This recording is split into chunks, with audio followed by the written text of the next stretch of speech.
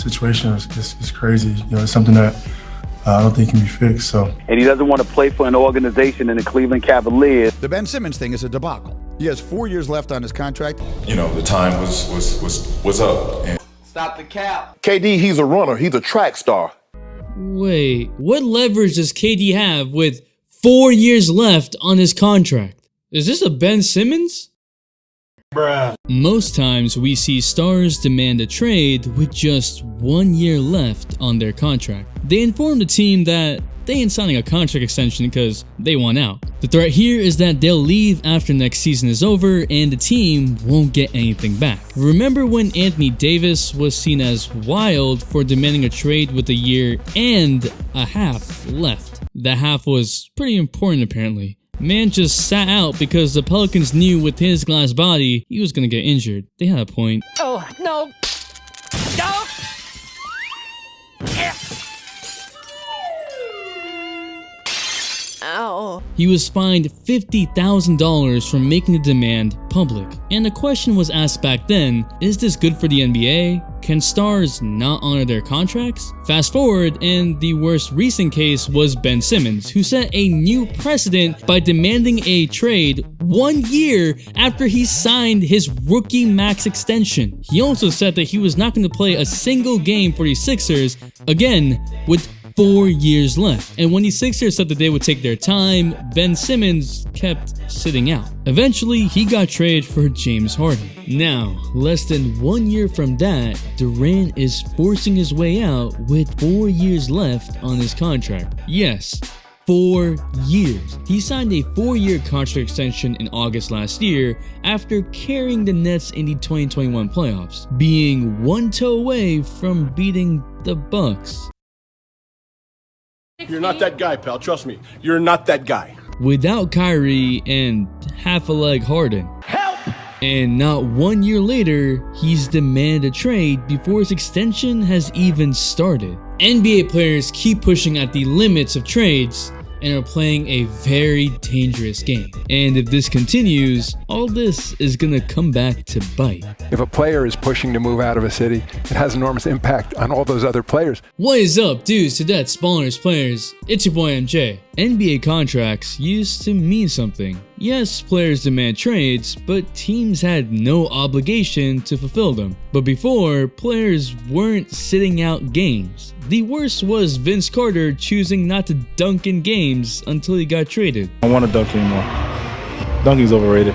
Weird flex, but okay. Off the backboard, Carter cannot fit. Part of throwing so much money at a player is to have the rights of the player's services for that duration. NBA teams have already committed over $2.6 billion worth of contracts in the first few days of this free agency. Jokic signed a 5-year $264 million deal, Beal with a 5-year $251 million deal. Just imagine if these players also demand trades. Beal 1 year into his contract is like, ain't none of y'all taking my job.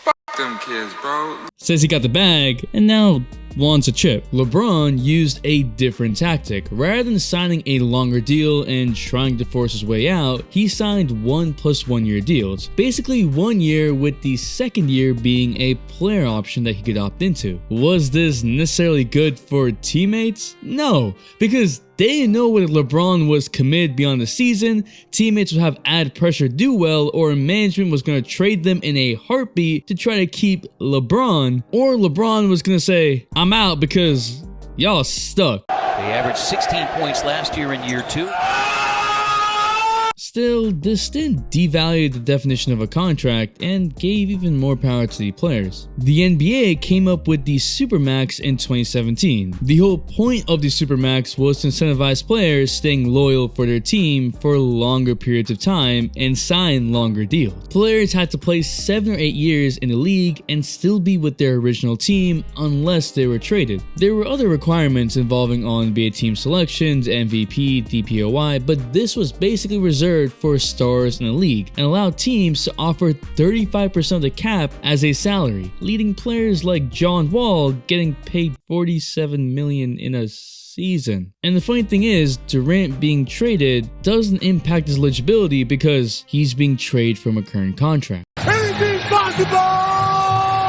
Front offices have also been horrible to players. Remember when Harrison Barnes got traded mid-game? Hello, darkness, my old friend. DeMar DeRozan was collateral damage in the Kawhi trade. DeRozan wanted to retire Raptor and had done so much for the franchise, been there when they were rebuilding and sucked, all the way to actually being a first seed in the East. And management said,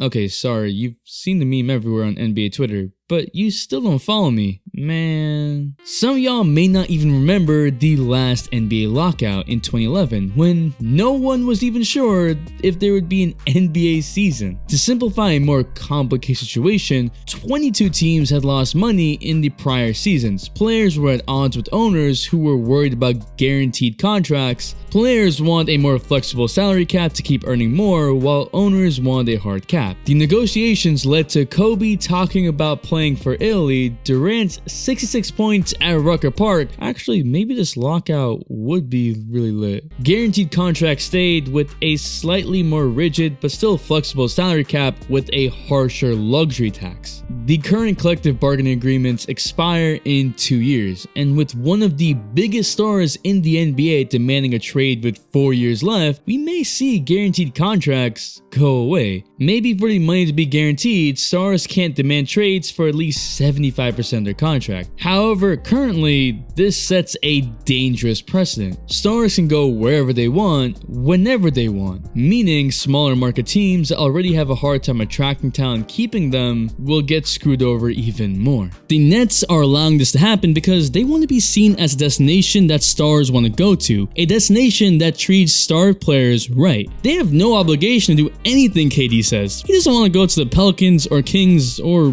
whatever team. Come on, man. But the NBA is taking notice. The Nets are getting walked on all over. The NBA has stepped in before, finding teams for arresting high-profile stars' nationally televised games. With a new TV deal looming in 2025, we'll see. I think all trade demands require context. In this specific case, KD is wilding.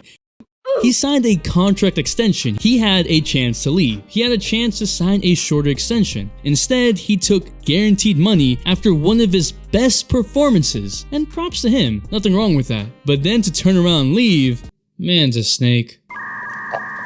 I'll be a snake today. But what do you think? Where is KD going, and how do you think the NBA will respond? The all-day notification watch channel goes to TY. Thanks for the all-day support. And if you're still here, you're a real one, so comment snake so I know. Drop a like if you like the video, and subscribe, turn noise on if you really like the video. Like I said, the NBA offseason has been wild, and the videos are gonna keep coming. It's your boy MJ. We out. So let's get high, let's go wasted. Okay, just hop in my spaceship. No. Okay, just hop in my spaceship.